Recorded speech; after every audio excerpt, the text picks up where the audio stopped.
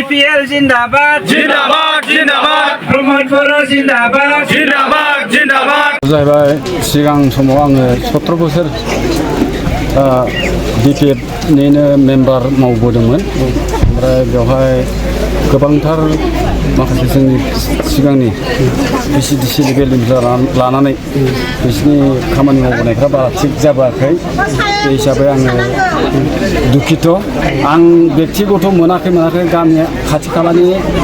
रायजो राजाफ्राबो मोननो हायाखै माखासे बुस्थुखौ बेनि थाखाय आं दुखित आंबो होजोबनो हायाखै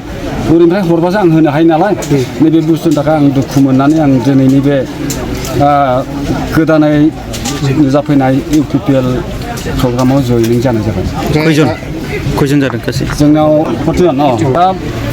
दा बर्थमाननिखौथ' जों नुनो मोन्दों माने जोंनि नैबे थांलाय फैलाय लामा बे बुस्थुआवनो बिथांमोननि आखाइजों मावजानाय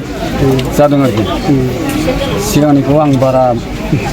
माबाबोआखै मोनदांबोआखै बिराद एसे बोरैबा दांख्लें